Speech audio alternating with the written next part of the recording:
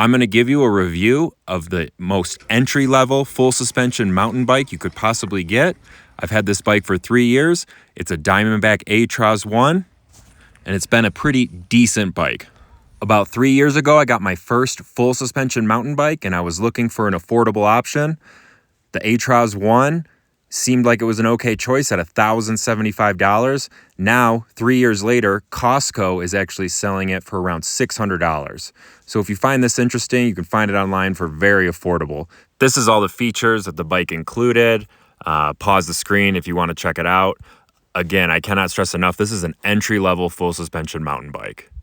The pros are that it was affordable, full suspension, it had disc brakes. The cons, it's heavyweight, the tires aren't that good, the brake can easily rub, and the gear shifting is not that precise.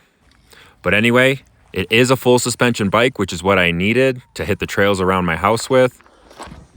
It does have the front and rear disc brakes, another added benefit that I absolutely needed.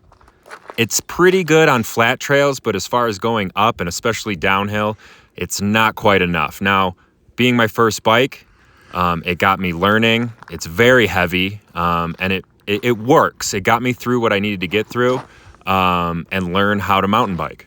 I'm 6'1", and I wanted a 27.5-inch bike, but it's on a large frame to fit my body type. That's another thing that drew me to this bike. The handlebars are okay. Everything on this bike is just okay. It gets the job done.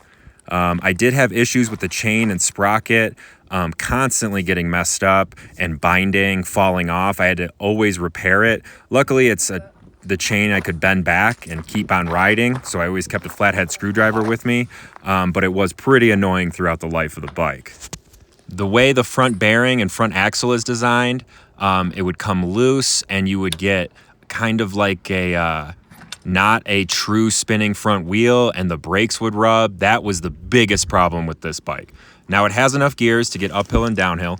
Like I said, it's pretty heavy. The tire tread will get you by, but it's not gonna grip turns like some other high-end bikes. The front axle adjustment, it's very easy to take on and off, but this is where I saw problems. It's not precise. The front wheel would wobble and I'd get brake drag.